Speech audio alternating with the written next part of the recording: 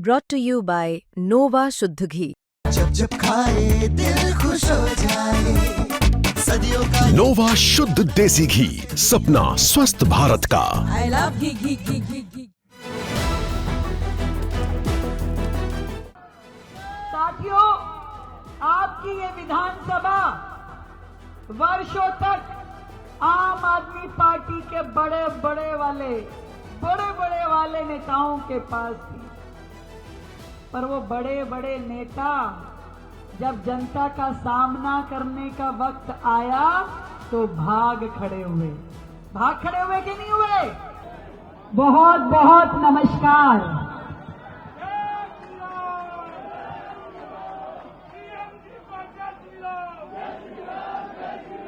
आज विनोद नगर की इस तंग गली में भी बड़े हर्ष के साथ बिल्कुल जुड़ करके एक के साथ एक आगे से लेके पीछे तक छज्जों में, छतों पे, गली में, हर जगह दिख रहे मेरे सभी भाई बहनों को मेरा बहुत बहुत प्रणाम।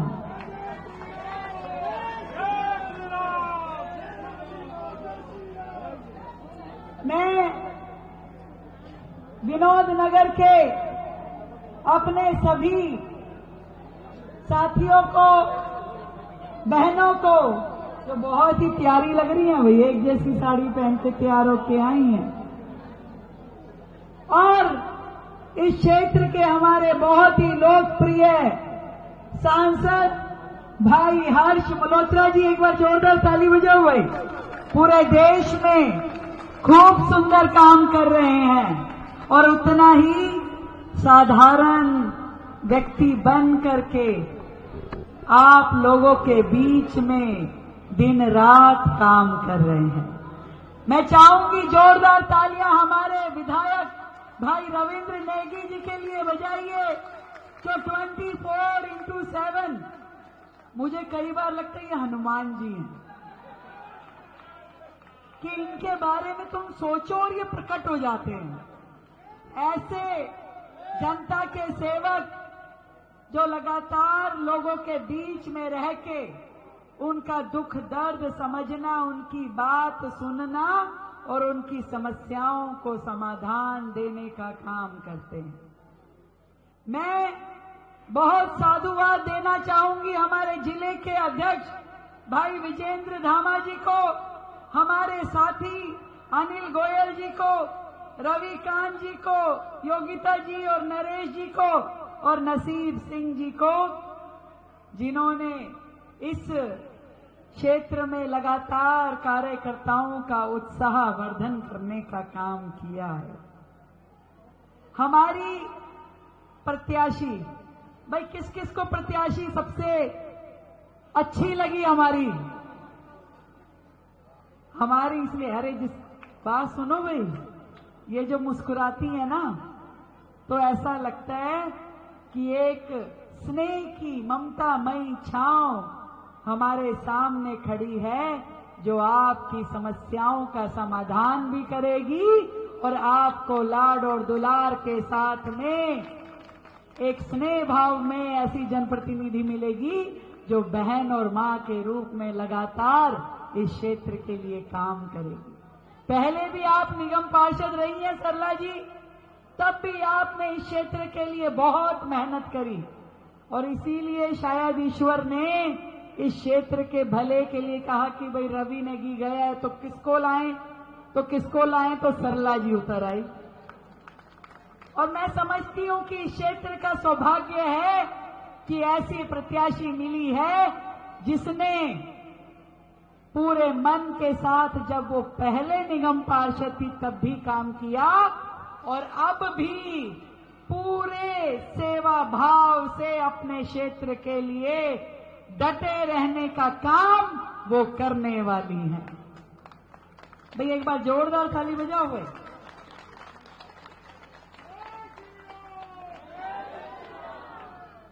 साथियों, आपकी ये विधानसभा वर्षों तक आम आदमी पार्टी के बड़े बड़े वाले नेताओं के पास थी।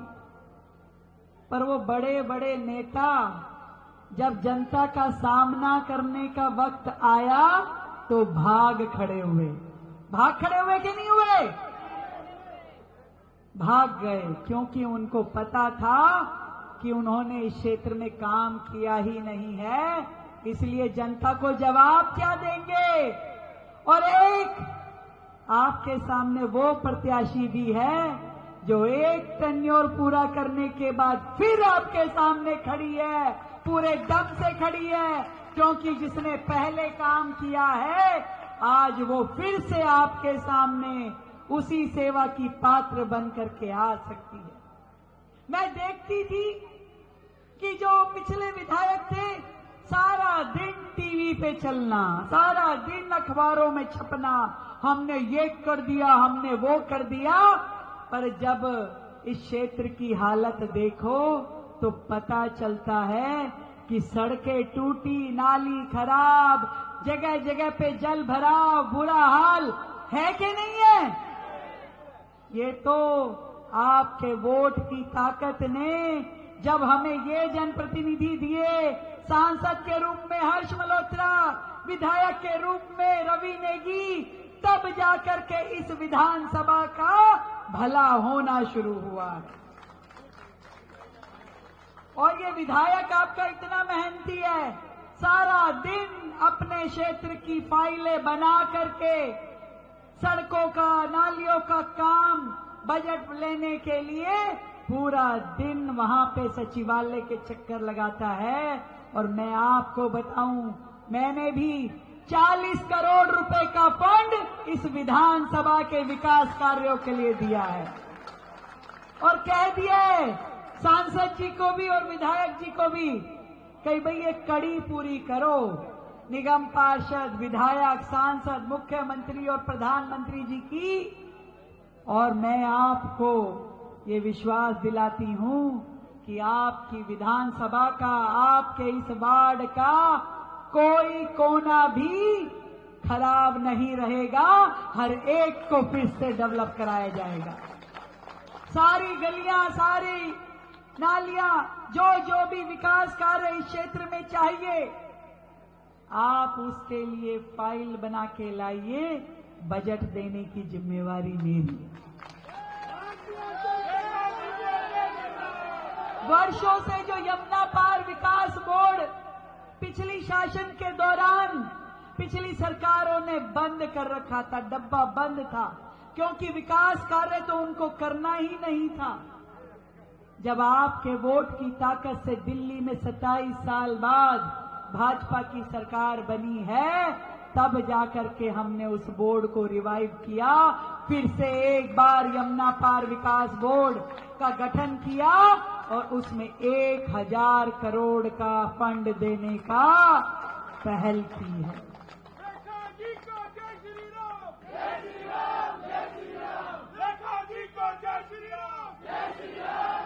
भाई ये तुम आगे वाले बोले जा रहे हो, पीछे वाले तो कुछ कह नहीं रहे। भाई पीछे वालों से पूछना चाहती हूँ आखिरी तक, विनोद नगर में विकास चाहिए? जय श्री राम तो ले लिया, मेरे को बात करने दो, मैं बात करने आई हूँ। भाई ज्यादा शोर मत मचाओ, टू द पॉइंट बात करनी है। मुझसे पहले कोई मुख्यमंत्री आया क्या यहाँ? अब मैं आई हूँ तो बात तो करने दो। मैं आपसे पूछना चाहती हूँ, विनोद नगर की सड़कों का विकास चाहिए क्या? सारी सीवर लाइन ठीक होनी चाहिए क्या? पाइपलाइन डलनी चाहिए क्या? नए स्कूल, नई कम्युनिटी हॉल बनने चाहिए क्या? अगर ये सारे विकास कार्य चाहिए जो पिछले राजनेताओं ने, जो सरकार के धुरंधर थे, मुख्यमंत्री, उप मुख्यमंत्री, पता नहीं कौन कौन लोग इस विधानसभा के ठेकेदार थे, जिन्होंने वो काम नहीं किए, मैं आपको कहना चाहती हूं कि अब वो सारे काम जो आपके वर्षों से लटके हुए, अटके हुए और भटके हुए थे, अब दिल्ली में आपके वो सारे काम होने का समय आ गया है, और समय आ गया है कि आप लोग मिल करके इस कड़ी को जोड़ें। निगम पार्षद, विधायक, सांसद, ये जो त्रिशक्ति है, यही मिलके हमारी विधानसभा का विकास करने वाली है। इस बात को गांठ बांध लीजिए।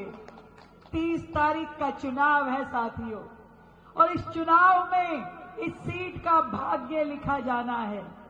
मैं आपको बताती हूं कि एक विधायक का फंड होता है 5 करोड़ रुपए, एक सांसद का फंड होता है 5 करोड़ रुपए पर 10 विधानसभाओं पे।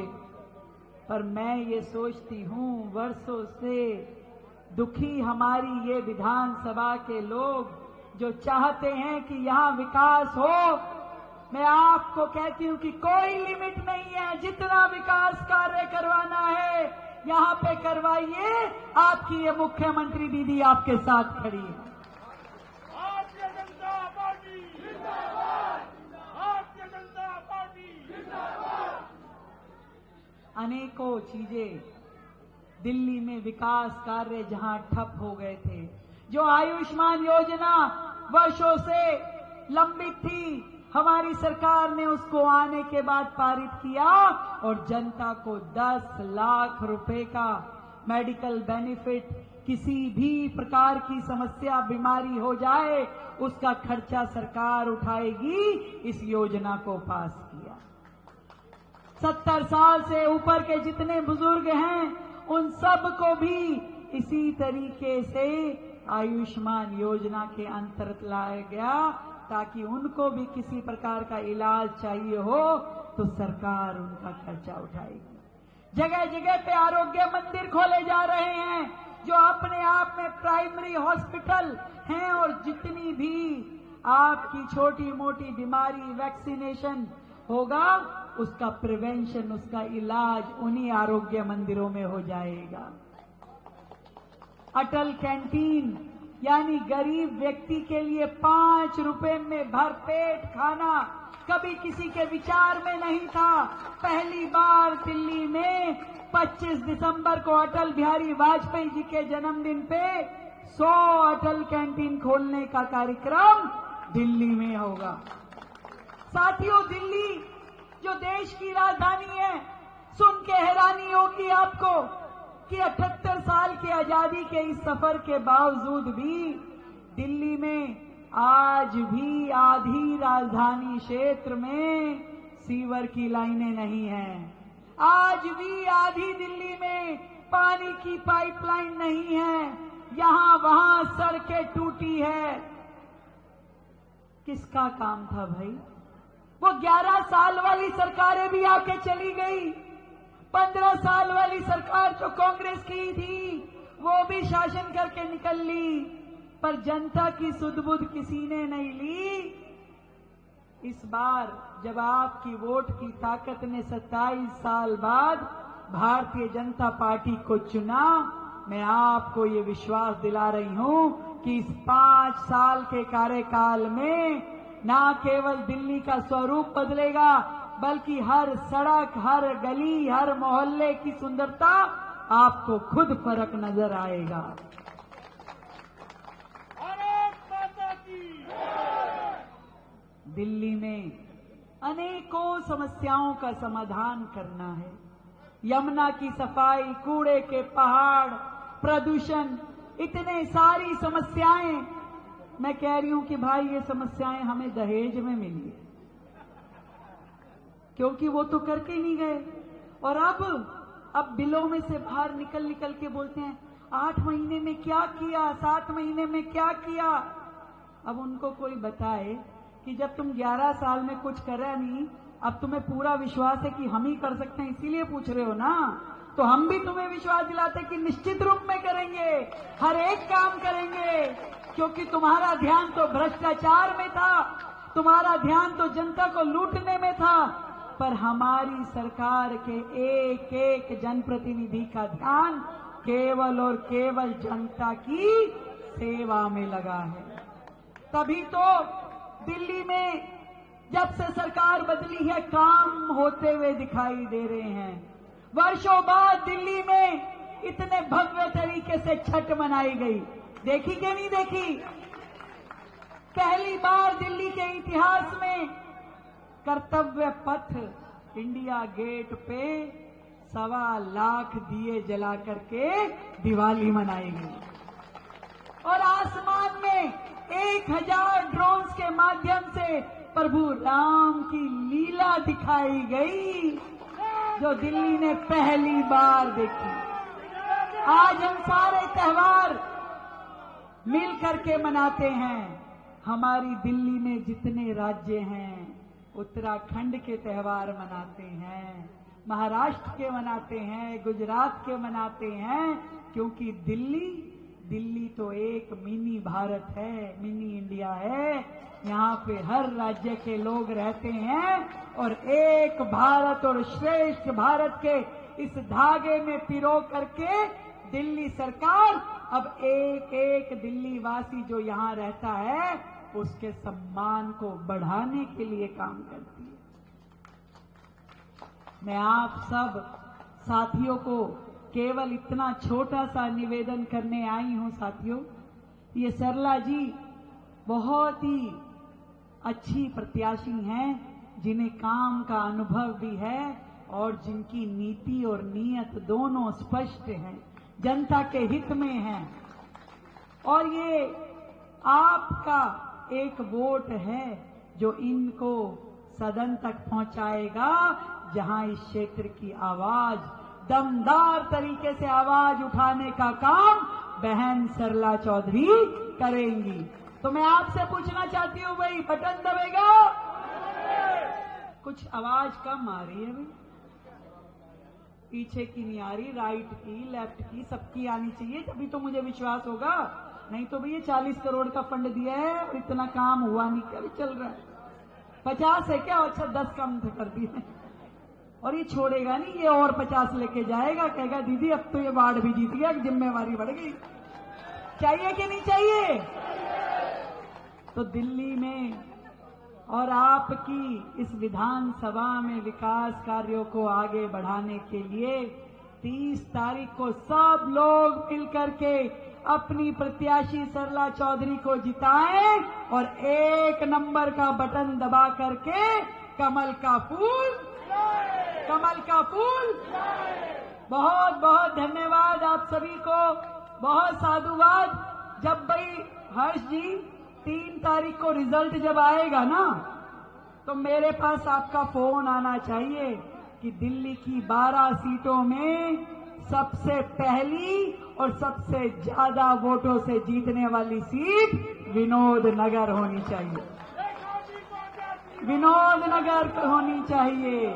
और इसलिए आप सबको मैं ढेर सारे साधुवाद देती हूं कि आप लोग इस काम को पूरा करेंगे और इस विधानसभा के कामों को, विकास कार्यों को आगे बढ़ाएंगे। बहुत बहुत धन्यवाद।